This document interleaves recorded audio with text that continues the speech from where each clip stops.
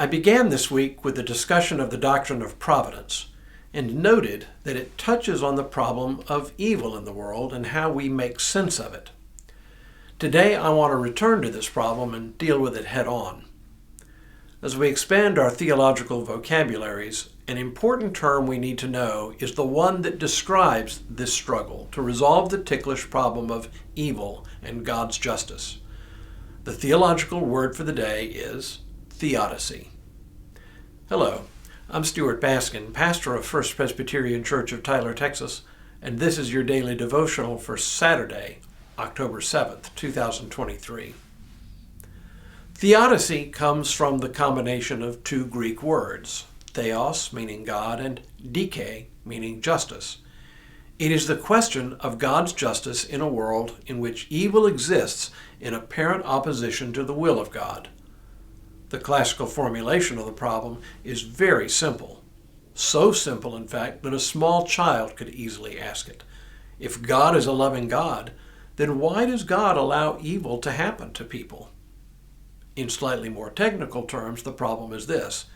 Either God is powerful enough to prevent evil from happening, but does not, in which case God can be seen as not loving or just, or else God is loving and just, but just not powerful enough to prevent evil from happening. This is the very definition of being caught between the horns of a dilemma. In order to fully resolve the problem, one apparently has to either say that God is not loving or that God is not omnipotent or all-powerful. For those of us in the mainstream of Christianity, neither answer is satisfactory. We're not willing to affirm either of these possibilities. We believe that God is both loving and just, as well as all-powerful, which leaves us then with an apparently insoluble dilemma. Some years ago, Rabbi Harold Kushner wrote a popular book on this subject that people still talk about today, Why Bad Things Happen to Good People. His answer to the problem of theodicy, while popular with some, leaves most of us dissatisfied.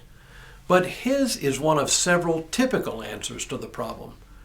Rabbi Kushner embraced the love and justice of God, but at the cost of affirming God's omnipotence.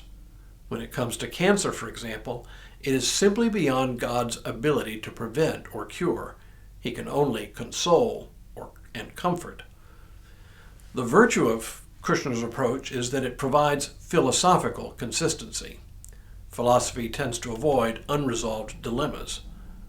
But is an unresolved and unresolvable dilemma really so bad?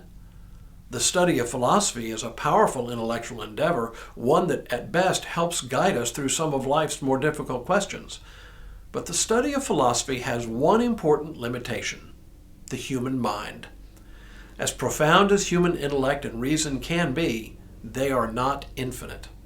And when we are dealing with matters of the infinite, intellect and reason can help out a lot, but they cannot resolve all problems. And the problem of theodicy is one of those problems. So let me suggest how we Christians can live within this apparent dilemma.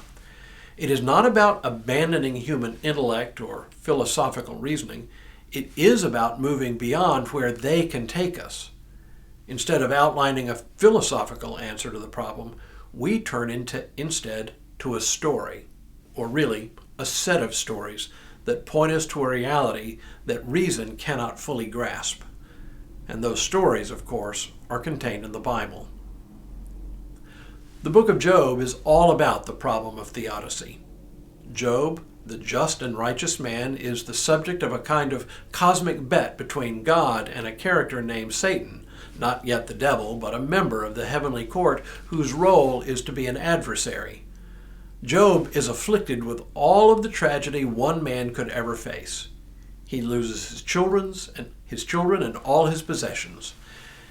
He bows down and says, "Naked I came from my mother's womb, and naked I shall return there. The Lord gave, and the Lord has taken away. Blessed be the name of the Lord."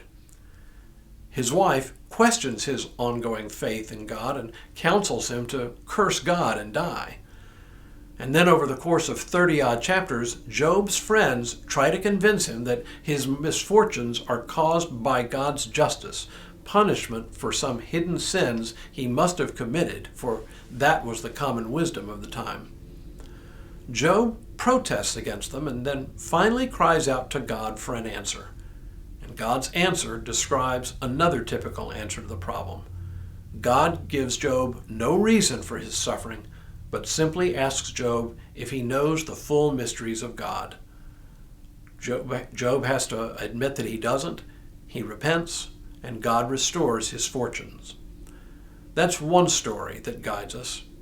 In it, God is all-powerful, but God's ways are unknowable, leaving us to question whether God is also loving and just, at the opposite end of the spectrum from Rabbi Kushner. But there is yet another, even more powerful story that helps us live with the dilemma. It begins with the suffering and crucifixion of Jesus Christ, who, when he was hanging on the cross in his greatest agony, cried out, my God, why have you forsaken me?" On his own lips is the question of suffering. What makes this so important is that it is God who suffers. In his death and resurrection, Jesus suffers with us. And there's one more element to this story that makes it complete. In his resurrection from the dead, God overcomes the power of sin and death, of suffering and pain forever. Yes, it is still with us, but it is a broken power. My point is that through his suffering and death, Jesus suffers alongside us, and in his resurrection, he demonstrates that God has ultimate authority to redeem even the worst evil that the human heart can dish out and make it meaningful. Please, please, please do not get me wrong here. This does not make God the author of our suffering, and it doesn't make suffering good. But when we learn that God can take our suffering and redeem it, even when we cannot see it, then the equation is completely turned around. Be aware, this is not a philosophical answer. It is a faith answer, clear as a bell to those of us who believe. The dilemma remains, but for faith, the dilemma is not the final word.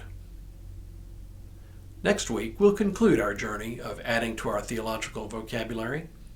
But for now, may God continue to bless you and keep you in all that you do this day and in all the days ahead.